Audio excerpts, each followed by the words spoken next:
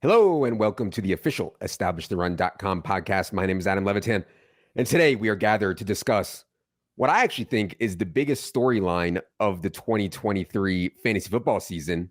Is there still a dead zone at running back? And if not, or if so, how to adjust to the changing way the field is viewing the running back position, because that is clearly changing. For this episode, I am joined by two members of our team, Michael Leone, Director of Analytics, Jack Miller, who is part of our NFL projections and props team as well. Leone, how's it going today? It's going pretty well. How about yourself? Good.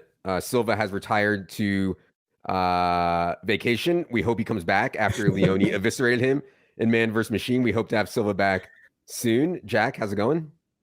It's going well. I'm excited to talk about the dead zone because I agree with you that it's pretty interesting this year with how the market is changing. Yes, for sure. For those guys who are actually going to the website, which I hope you all are, Jack has written many articles already about the dead zone and all this. We're here to contextualize it a bit for you today. The show is going to be simple today. We're going to start by discussing a little bit about the state of the market and how it relates to running backs. And then we're actually going to go running back by running back, micro style through the dead zone and talk about if these backs are, in fact, a dead zone back and what we think about them. Before we get into it today, reminder that our 2023 fantasy football early bird bundle package is now live. This early bird price is only up for a limited time, combines our Draft Kit Pro with our in-season package. That is an in-season package. Runs to the Super Bowl, covers everything we do other than weekly player props. Really is too cheap. I'm tilted, but Silva insisted, and now he left. So here we are. All right. Let's get into it here. I think we should start with what is the dead zone and how it's defined, because it has been defined a lot of different ways over the years. I guess I'll start with you, Leone. How do you define the dead zone at running back historically before we start to figure out this year?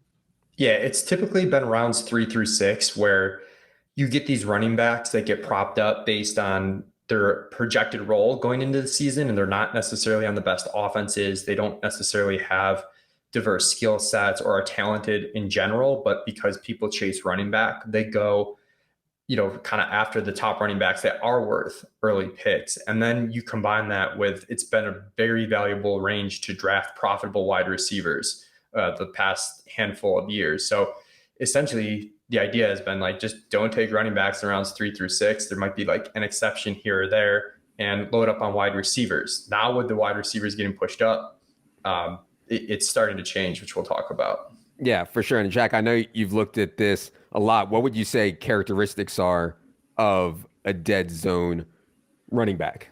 Yeah, Leone mentioned it a little bit. I think it's mostly the projectable volume and how in this range in the past, there's been a lot of players who on paper before the season, it looks like they're in line for a lot of volume. The one that always comes to mind for me was a few years ago, Mike Davis, when I think he was on like the Falcons and they just had no one else. And so people could just project him for all this work, but it's Mike Davis. He's not that type of player who's going to get that level of volume over the course of an entire season. So it's that archetype where it's very easy to project them for a lot of volume because they don't have a lot of competition. But then there's a lot of fragility at running back in the NFL, and over the course of the season, things don't always play out the way we project in July and August. Yeah, I mean, to me, it describes a running back that isn't that good, may not be good in the pass game, isn't that explosive, can't make really big plays, but projects for a bunch of work. And honestly, there is a fine line there, which we can talk about now, because I believe the field is getting more and more in tune with these kind of running backs.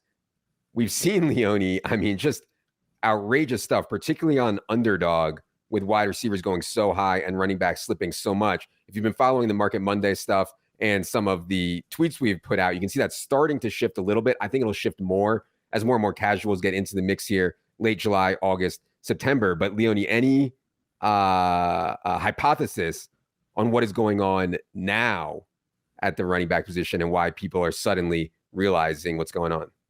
Yeah, it's a combination of things. I think things have been trending this way in general. We saw a little bit of it last year. But then if you look at best ball data in particular, wide receiver heavy teams smashed last year. Zero RB teams did amazing. So this trend just got super powered, from last year to this year, and people are really chasing it. It'll be interesting to see how much that carries over to your typical redraft managed league, because I think the scarcity works out a little differently in best ball than it does in managed. And there's more ways to combat the wide receiver heavy drafts in managed leagues. But even last year, a guy like Josh Jacobs was kind of, a prototypical dead zone back in terms of profile heading into this season. But his price tag dropped to a point where, he was kind of worth taking. So it's not that you're blindly avoiding all of these types of backs that don't fit the archetype you like. It's just, you want to be really price conscious. And we're starting to get to a point where you have to think long and hard about every pick. It's not so easy to say, well, I'm going to fade these guys because they're going to go too early as a group. Yeah. And one thing I would say is some guys we're not going to talk about today previously, I think would have gone in the dead zone. James Conner to me is an example of a guy who in previous years would have been in the dead zone, but now he's not, right? He's going the 7th or 8th round. We're not going to talk about him here today, but that's kind of an example to me. Okay. We're going to go running back by running back through rounds 3 through 6. Guys, running backs with an ADP, rounds 3 through 6, discuss whether we think they fit the characteristics of a dead zone. For this exercise, we're using FFPC ADP because we think that most likely closest mirrors what we'll see in home leagues and more casual type leagues come late July, August, September. Let's start with Rhamondre Stevenson. ADP is 26.5. From what we saw last year, Rhamondre Stevenson did not strike me as a dead zone back because he was playing all 3 downs, playing really well in the pass game, had a streak of 5-6 games in a row with a 20+% target share. You don't typically see that out of your prototypical dead zone back. Jack, how do you think Rhamondre Stevenson fits the profile this year? Yeah, like you said, I don't think he's a prototypical dead zone back. He had 6 straight games with a 20% target share last year, 16.3 on the season, and now he should have the backfield more to himself without Dameon Harris. So I don't think he fits the mold of like the typical dead zone back, but I also don't think he's without risk, if that makes sense, because I think he himself admitted that he was a little worn down near the end of last season. So I think there's a pretty decent chance we get more Pierre Strong, Kevin Harris, even Ty Montgomery involvement this year, and maybe that target share comes down a little bit. So I don't think he's a dead zone back in the historical sense of the word, but I don't think he's like a smash pick by any means either. If I'm going running back, Leone, at the 2-3 turn, I want to be sure that this guy can actually finish as like a top 5 overall player, right? There's so much opportunity cost at the 2-3 turn. I'm concerned that the Patriots aren't good enough. I'm concerned they want to mix in other guys more to where I'm not sure Rhamondre can actually be a top 5 kind of player, but maybe that's a bad take. I mean, man, his usage last year was so awesome. Any thoughts on Rhamondre? I think, this is a little oversimplified, but if you had like 3 boxes to check to avoid a dead zone running back, you'd want someone that's pretty talented overall, which, is a little loose and generic, but we want kind of like athletic players with some sort of upside. We don't want, Mike Davis, who I've been attached to in years past, but is a good example of someone that's not like a world beater talent wise. The other box would be, you want them to catch passes, because that just makes their profile more robust and you have more outs to a good season, and you want them to be on a good offense. If you check like 2 of those 3 boxes, you're probably okay. If you only check 1, that's where things start to get in trouble. And with Rhamondre, it feels like 1.5 boxes checked. Like we think he's pretty talented. He caught a lot of passes last year, but we don't know if he's going to do that this year, which is, I think, the big question mark. If you're super confident he holds on to that 3-down roll, probably checks those 2 boxes and you're okay. If you're not confident, this is a team that has a tough schedule and things could go south for this offense, and there just might not be a ton of high value touches for the running backs, at least in terms of scoring. And if you're not getting the pass catching, you could see where the player could disappoint and lose that top 5 upside that you mentioned. Sometimes it's obvious, like Mike Davis was on his 5th team at age 28. That's obvious that maybe he's not that good of a player. Rhamondre, I think like Leone's alluding to, it's up in the air whether he's a really good player or not.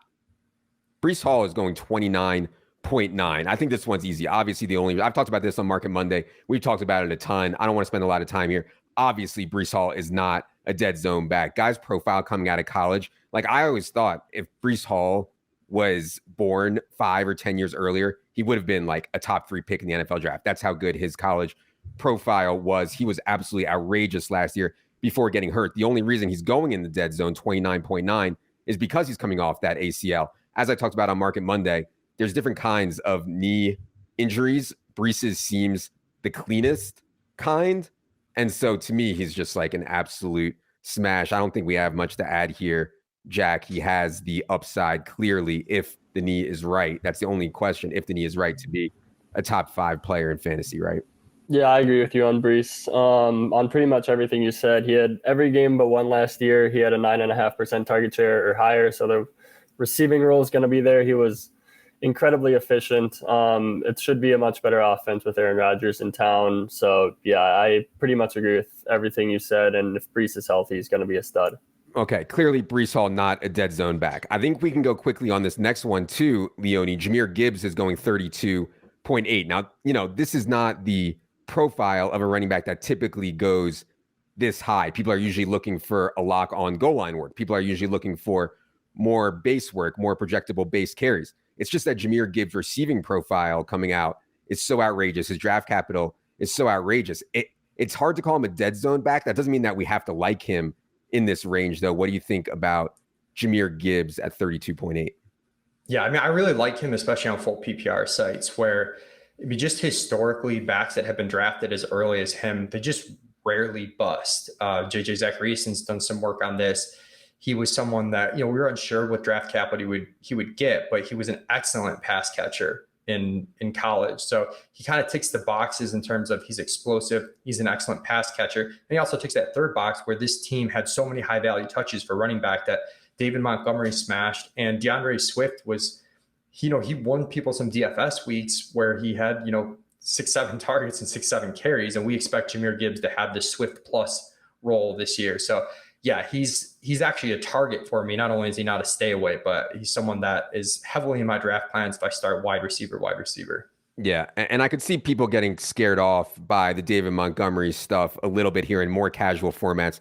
Jahmyr Gibbs lasting even longer. I think one thing that Leone and Gretsch mentioned on the ETE pods was like, this year is unique because you can start wide receiver, and still really feel good about the running backs you get in round 3, Rhamondre, Breece, Jahmyr Gibbs. And we're going to get to a couple more here in a second. I was going to say, we're going to have to almost call it at a certain point in this draft, the wide receiver dead zone, where we're propping up these wide receivers just because we're taking so many wide receivers early. It gets a little shaky when you're talking like Amari Cooper versus Jahmyr Gibbs. And that's where, you like Gibbs. Yes, that would be Gibbs for me, for sure. Okay. Now it starts to be a conversation about dead zone.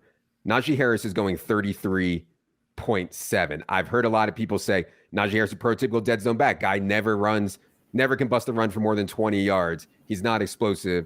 He's not that good. I think there's also the point, though, that down the stretch last year when he wasn't hurt, and I think he was banged up early in the year, when he wasn't hurt, he had 24 plus touches consistently, right? And you just can't get that. I forget who this tweet was from. I saw a funny tweet. It was like, the thing about Jaylen Warren being better than Najee Harris is that it doesn't matter. In other words, they took a first round pick on Najee Harris. They're going to give this guy a ton of work. It doesn't matter if you think Jaylen Warren is better than Najee. So I'll go to you first here on Jack. I think this is one of the more controversial ones this year. Is Najee Harris a dead zone back or not? I think he is. I definitely get the argument about how involved he was down the stretch, and he did also have the steel plate in his foot early on, which maybe could explain away some of the lack of production. But over the second half of the season, Jaylen Warren had 18 targets, which was the exact same amount as Najee when both were healthy, and Warren also graded out on PFF as the better receiver and pass blocker, and they started giving him some of that third down role. So on third downs, they take Najee out and give it to Warren some of the times. In the second half of the season, we've never really seen Najee be that efficient. And maybe last year that was his foot injury. But it's a middling offense, I think you could say. And maybe he doesn't get the third down role. Maybe they give that to Warren again. And then the lack of efficiency, when you put all of those together, I'm not super into Najee, but I do recognize the argument in favor of him. Yeah, I mean, this has been a controversial one, Leone. I've struggled with Najee. I go back and forth, and when I get paralyzed like that, I usually just end up not taking them. So I have not taken a lot of Najee so far, but I'm not willing to say definitely that he's a dead zone back. I do think the offensive line will be improved. I think the scheme can certainly be better. Pickett can be better. I don't know, man. What do you think about Najee? I mean, I feel similarly as you. I'm a little bit paralyzed by it, but honestly, it's always easier to fade guys than target them heavily because just the way the NFL works and the cast works, it works against players more times than not. So I generally defer towards fading a player, which means not selecting them if I'm uncomfortable, unless he really drops. And with him, I think it's like questionable if he has the efficiency upside. It's questionable if this offense is going to be good. The best thing he has going for him is the draft capital when he came in. And it is a skill, I think, to be able to be a quote unquote workhorse running back. And that's something that you do have to give him some credit for and his saving grace here. Yeah, for sure. Okay. Another controversial one is Travis Etienne. Now, this one is controversial not because he's not a talented guy. Clearly, he's a talented runner. He had some really explosive plays last year. Everybody thinks the offense is going to be very good. The question on Etienne is a monster workload possible? I think at times last year they were forced into that. They didn't want to. They used a third-round pick on Tank Bigsby. And second, Travis Etienne was billed as a good pass catcher by some coming out of college.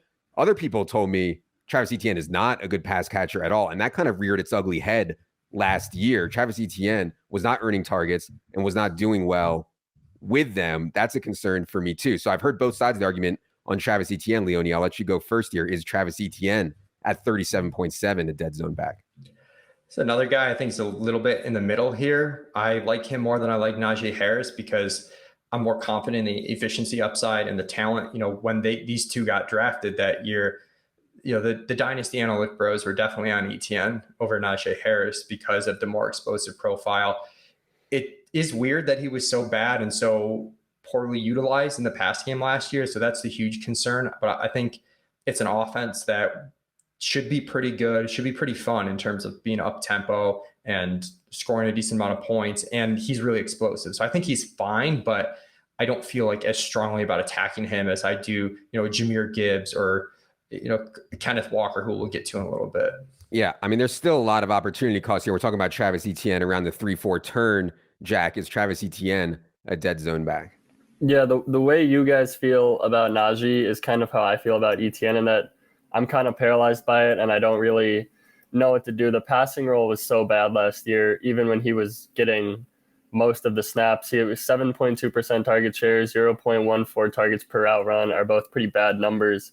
And then the coaching staff also said this offseason that they want to get more backs involved, and they drafted Tank Bigsby. So there's a lot going against him, but just kind of zooming out, the idea of fading such a good player on such a good offense is also scary. So that's kind of my take on it, is that there's just so many red flags, but the idea of completely fading him is kind of terrifying.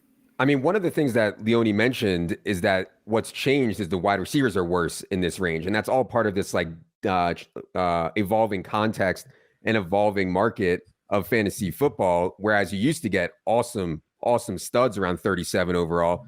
Now you get Keenan Allen, Amari Cooper, Calvin Ridley, Deebo Samuel types who are fine and I like, and I think can make a pretty good case for them over Etienne.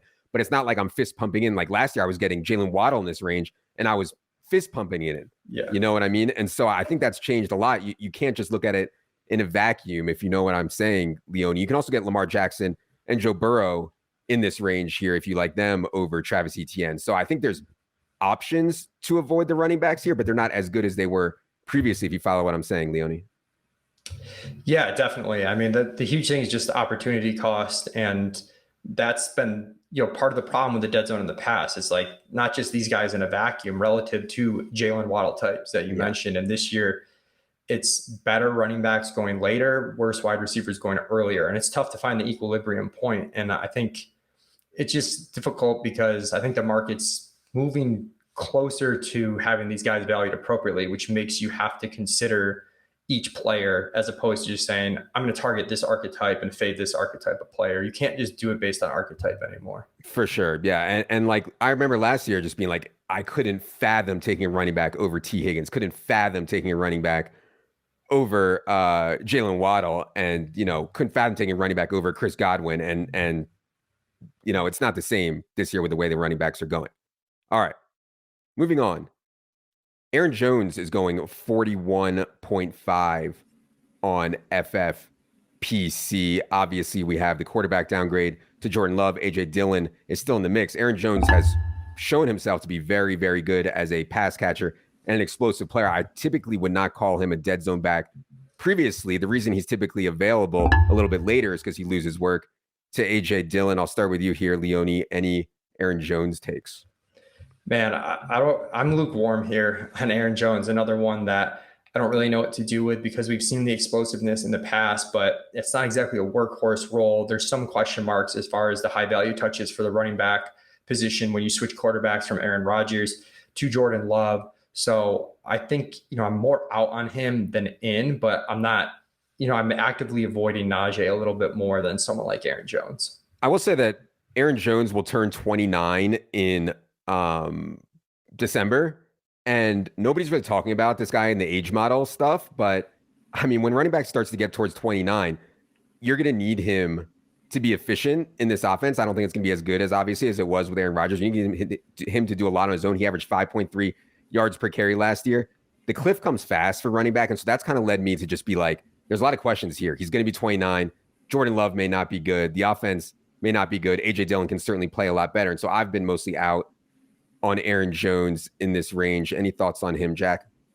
Yeah, I think it kind of comes down to what you think about Jordan Love in this Packers offense, because in a vacuum, I think the Aaron Jones projection in terms of what percent of work he's going to get is kind of similar to what it's been in previous years. It's the same role as he's been in for the past couple of years, where he's the lead back. He's going to get a lot of targets. He's splitting rushing work with A.J. Dillon.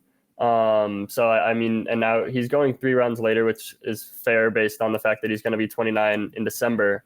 And the fact that they're going from Aaron Rodgers to Jordan Love. So I'm personally not drafting a ton of Jones either because of the stuff you guys have mentioned, but I do think the Packers offense has a pretty wide range of outcomes. So if you think Jordan Love is going to be pretty decent, then I definitely see the upside for Jones here. Okay.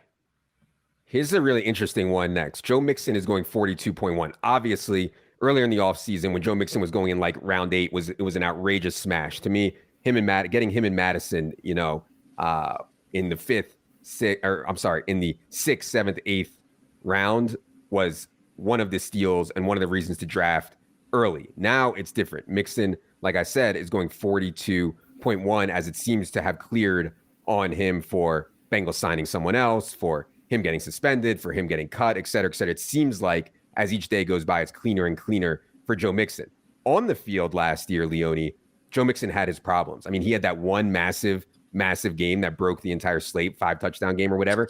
Outside of that, he was not very good. In the playoffs, the Bengals knew it, played Samaje Perine over Joe Mixon a ton. Now Perine is gone. They haven't really replaced Perine, though. And so you get into this spot where it's like, man, Joe Mixon was not very good last year, but we can project a ton of volume here because Chris Evans and Travion Williams and whoever else that Chase Brown are dust. So there's some red zone characteristics on Joe Mixon, I think, for sure here. It's no longer the slam dunk like it was when he was going in round 7. Leone, any Joe Mixon dead zone thoughts? Yeah, I'm a little bit out on him, but if you look at expected fantasy points last year, he had so many because the role was so good. Even if he's not the pure pass catching back, he's catching enough in base that he has a double-digit target share, getting the bulk of the carries. And because they're a good offense, a ton of red zone carries, and they will run the ball by the goal line. So I think he's okay if you feel pretty confident that this is going to be the running back room that they head into the year with. I still have, some question marks if they maybe bring somebody in. And what happened with the playoff game versus Kansas City last year sticks out in my mind too, though, where if Mixon struggles again like he did last year, the team might be quicker to move on from him than we think in terms of the workload that they allocate, even though right now it seems obvious that these guys behind him can't compete. At a certain point, we saw this with CEH a little bit too, where he had a disappointing year, and then to start last year, he was scoring fantasy points, but he wasn't that good and he got phased out. You could see something like that happen to Joe Mixon. And then just a broader point is that even though the price tags on these running backs are better, if you're playing in a PPR league or a 3 wide receiver league, you do still have to be careful about picking and choosing your spots. You definitely some opportunities to attack running back here, but you also don't want to get caught totally behind on wide receiver. Yeah, Joe Mixon, the wide receivers going in the range with Joe Mixon are Deebo Samuel, Jerry Jeudy, Christian Watson, types. I mean, last year, Jack, Joe Mixon, 3.9 yards per carry. I mean, it was not pretty. As Leone noted, though, Joe Burrow is a very good thrower of the football to running backs. And I don't think it's like a coincidence at all that Joe Mixon's receiving has spiked with Joe Burrow's 60 catches in 14 games last year for Joe Mixon, even though Samaje Perine there was really, really good. Any Joe Mixon thoughts, Jack? Yeah. The one thing that is still lingering in my mind with Joe Mixon is that Drew Davenport, who is at Football Guys, and he also is a practicing criminal attorney, he expects Mixon to get a 2 to 6 game suspension, which kind of seems like it's flying a little bit under the radar, or at least it's been swept under the rug since it was a big talking point earlier in the season. So that's something I think to keep an eye on. But as you guys have mentioned, the role with Mixon, if he's on the field, is really good. Like, he had a 13% target share last year, even though he wasn't getting third down work. He ranked 6th in the NFL, tied for 6th with 14 carries inside the 5-yard line. So I do think there are real concerns here, but I also think there's really good upside. But for me, it's kind of just watching news right now, seeing if he's going to get suspended, seeing if they're going to bring another back in. So right now I'm not drafting a ton of Mixon, but I think I'm in kind of wait and see mode with him. I mean, if he was on like a slightly worse team, I'd just be completely out. But like, the Bengals are so good and Joe Burrow is so good at throwing to the running back. Like, I have to at least consider it, but I still, my gut is just to be out. Man. Okay. Here's one I know Leone's been on. When Zach Charbonnet was, before Zach Charbonnet was drafted, Kenneth Walker was going in like round 2, if I remember correctly. Since Charbonnet was drafted in round 2 by the Seahawks, Kenneth Walker's ADP has sunk like a stone. It's down to 45.7. I think, it's hard to be confident about exactly how the split's going to go. I think everybody assumes Zach Charbonnet is going to be the pass down back. Kenneth Walker is going to be the base back. How much base work does Zach Charbonnet get is a difficult question to answer. I think close your eyes and bet on talent in a good offense is a good enough reason for me to think Kenneth Walker is not a dead zone back. Leone, what say you? Yeah, I'm right there with you. I think, he ticks the explosiveness box for sure. He was an elite prospect from a rushing perspective coming out of college, always had pass catching concerns. So, Charbonnet being there, it's not great, but we knew he wasn't going to catch a ton of passes. And this offense invested in a lot of skill players. They have JSN. They should be pretty insulated, even if I have some doubts over Pete Carroll and Geno Smith repeating, but they should be good enough ultimately. So I'm betting on the big play upside from Walker. I think he's going to get enough base carries. My biggest concern would be that the short yardage goal line role shifts to Charbonnet. I know Walker is more of a boomer bust guy, and he didn't have the highest success rate last year. So that's the biggest concern. But I think the market has just overreacted on this type of talent. And the cost on him versus like Mixon is half a round later, or even around at some points. I've seen Walker too with this is just personal, but in my drafts, just a ton of variance in where he goes, where sometimes he drops a ton, and I'm more than happy to take that risk. Don't doubt Geno, man. This is going to cost you this year. I'm telling you, Geno is legit. I got my Seahawks, so except for Metcalf, but I'm telling you, man. Don't doubt that Geno can do it again. I'm telling you, Geno is legit. Okay, let's keep it moving here, Jack. To J.K. Dobbins. He's going right after Walker, 46.3. Obviously, the story last year was J.K. Dobbins coming back from his really bad knee injury. Thought he was lumbering around a bit, but was still somehow really efficient. And I think that speaks to the Ravens' running game and just how good of a pure runner J.K. Dobbins is. Now, pass catching is obviously a concern here. What do you think about J.K. Dobbins? Is he a dead zone back at 46.3, Jack? I definitely don't think he's a prototypical dead zone back, but I'm not super into him either. Because of the pass catching you mentioned, he's still splitting work rushing wise with Gus Edwards and Lamar Jackson. He does have I think pretty elite spike week upside with 5.9 career yards per carry. He's probably the favorite to be the single most efficient running back in the NFL, either him or Nick Chubb. So I think he has multi-touchdown upside every single week and super high efficiency upside every week. But in terms of a season-long finish, I don't know how high he can get with not a great passing down role and Gus Edwards still getting 35-40% of the running back carries.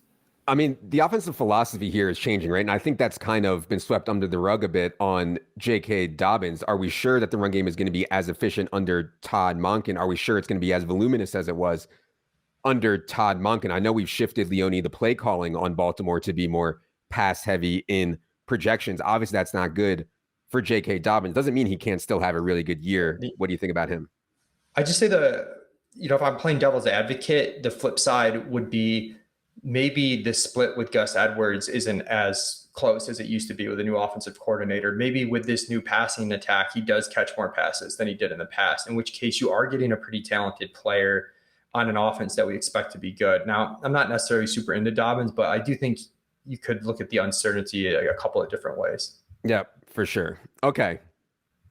The one that I guess everybody's been waiting for us to talk about, although I am completely sick of talking about this guy, is Alexander Mattison. He has settled in at 56.2 ADP on FFPC. I think the crux of the argument here, nobody's arguing the opportunity, like beating out Ty Chandler and Dwayne McBride. Like, I think people arguing for those guys are taking it a step too far. I think the argument people have is just Alexander Mattison is going to be extremely inefficient. He's not very good, and the Vikings are going to get sick of him and mix in these other guys, even though they're day 3 picks more. That's a tough sell for me. I think Mattison is significantly better than these guys, and he's just like looks like the kind of back that coaches like to hand the ball to. So, Leone, I'll let you go here on Alexander Mattison. I know there's a lot of talk like Alexander Mattison is the face of Dead Zone this year.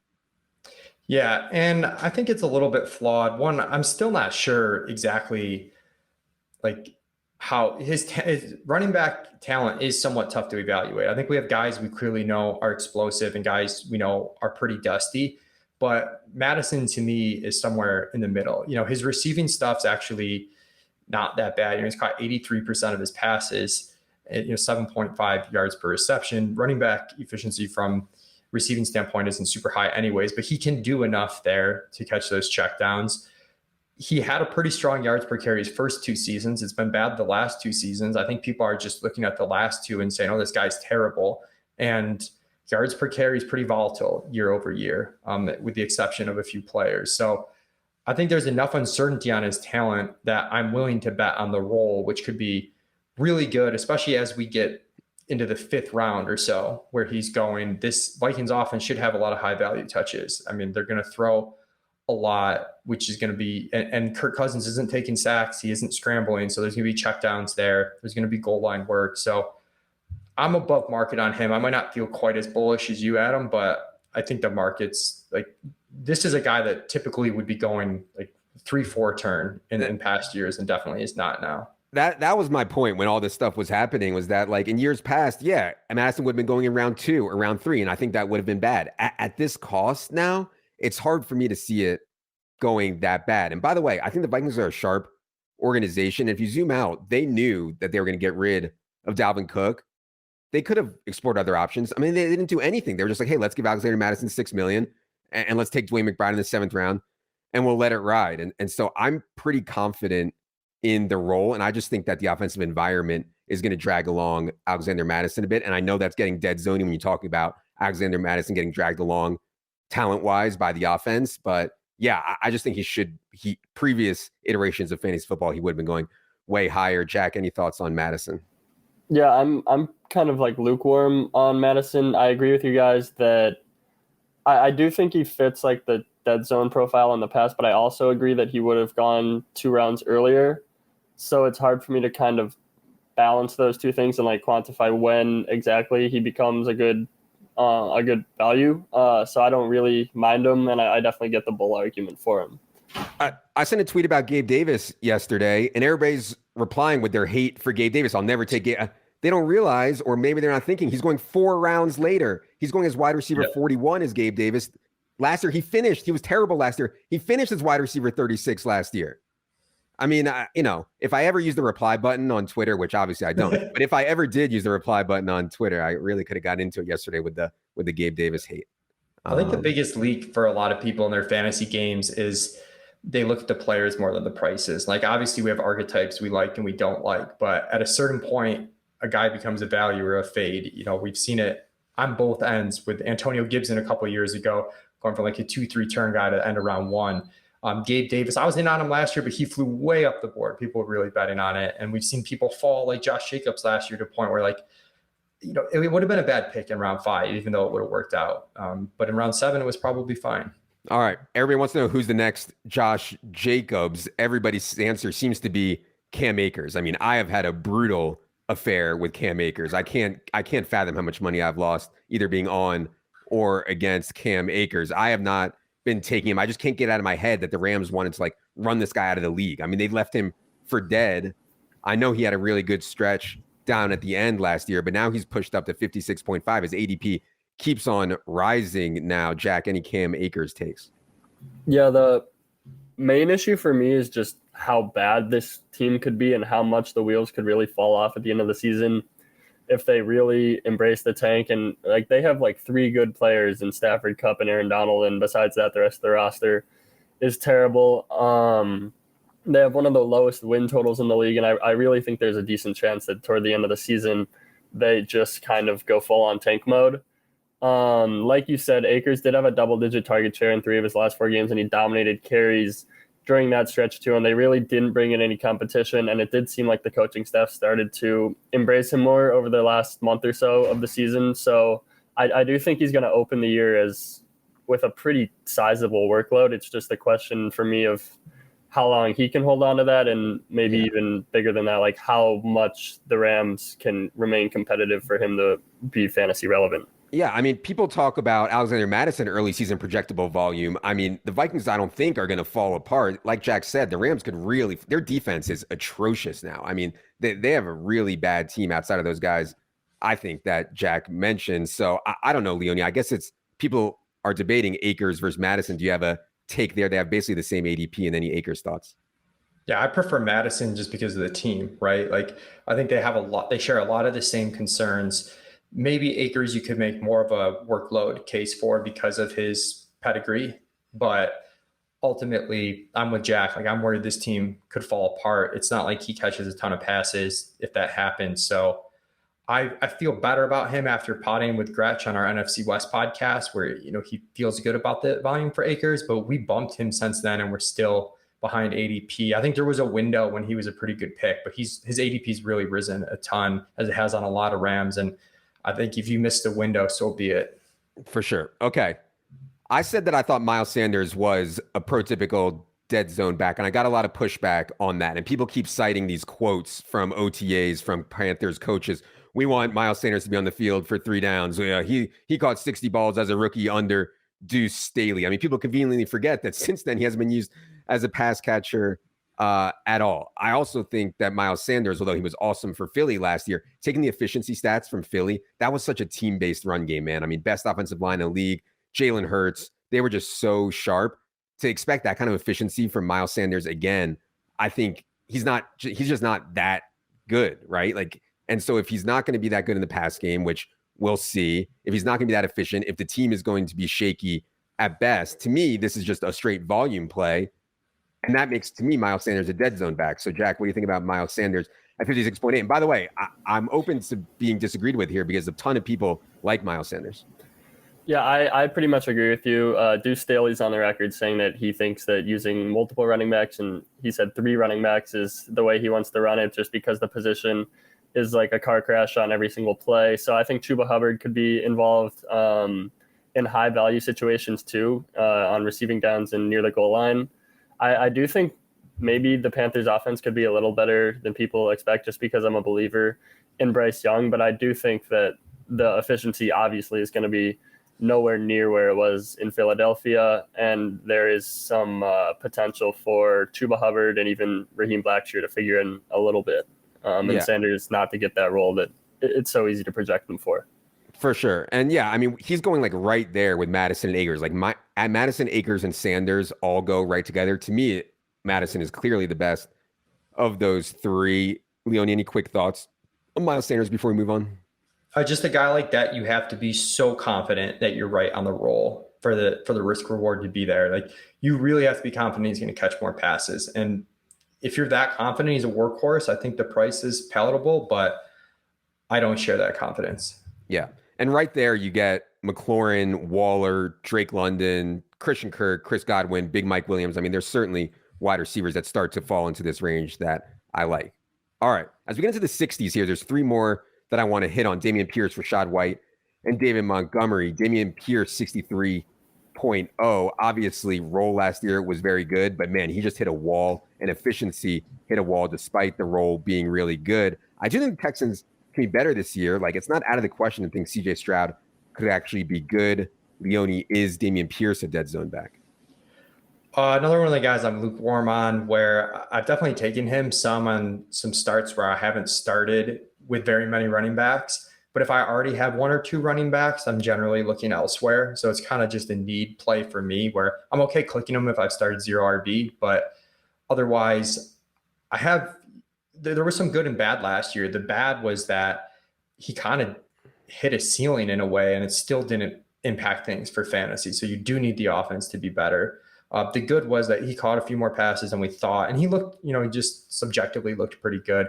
This year too, they bring in Devin Singletary, who is a pretty good rusher. He's got some pretty good advanced rushing metrics the past few seasons with Buffalo. So I think there's a little bit of that concern too, where if you're taking Pierce, again, kind of similar to Sanders, you really want him to be the full workhorse.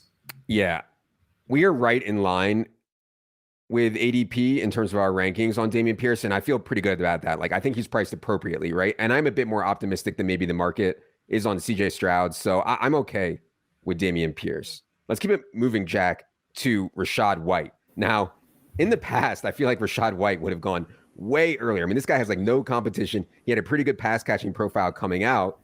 Last year, he was not very good, though, and I think people are more in tune now with the fact that he had his chances, Leonard Fournette faltered, and Rachaad White still didn't really hit, which is a concern. But man, it seems like he has this role to himself, at least for now. Jack, what do you think about Rachaad White as a dead zone back?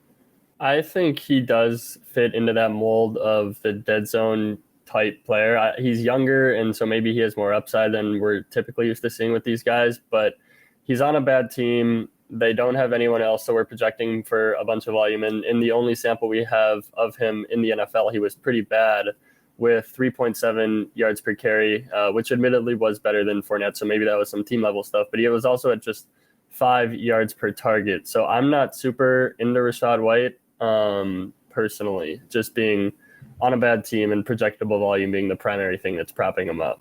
Yeah. Quickly, Leone, Rachaad White, dead zone back or not? I think so.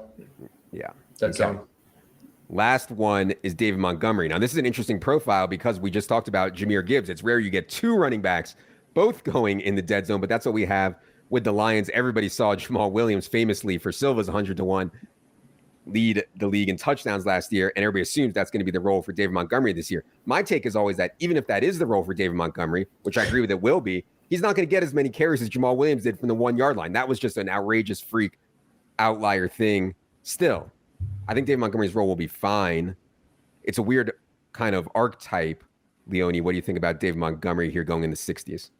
Yeah, I like Montgomery the most of the last three guys that we've talked about because he's going a little bit later, and the high value touches for Detroit were so good last year. To your point, even if they regress some, I think it's okay to be in on multiple backs in the same offense. A lot of people feel like is it going to be Montgomery or is it going to be Gibbs? And I kind of see Gibbs as like, well, if he's Swift plus more, there's a ton of upside. And Montgomery, if he's Jamal Williams plus some pass catching, because we know he can do that a little bit, there's some upside. So I'm okay with him.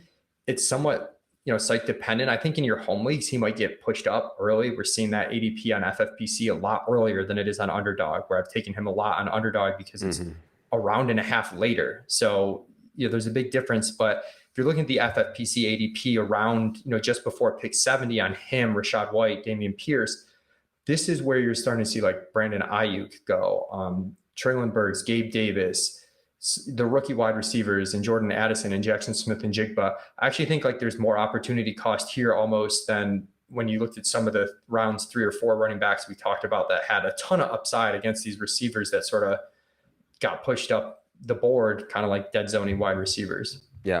I totally agree that David Montgomery on Underdog is a really good pick right now. Not only is it half PPR, which obviously favors touchdowns more, which David Montgomery projects for, but also he's going a round and a half later. All right. We've covered all the running backs in rounds 3 through 6. Again, we'll keep talking about this because I do think that is the story of the summer. We're going to keep an eye on ADP really closely. Handling running backs and how your opponents view running backs is going to be one of the keys to drafts this year. Be sure you're following me at Adam Levitan, at Leone, at 2hats1Mike. And Jack, you're just at Jack Miller 02. Is that correct? Yep. At Jack Miller 02. Also, I know some of you listen to this only on the audio version. If you go to our YouTube, there's tons of content on there that does not hit this audio feed. Again, tons of content. I just did a bunch of videos that are only on YouTube. Be sure you check out our YouTube. Hit the subscribe button there. Appreciate you all. 4. Producer Luke. 4. Leone the Machine. For Jack, I am Adam. Good luck, everybody.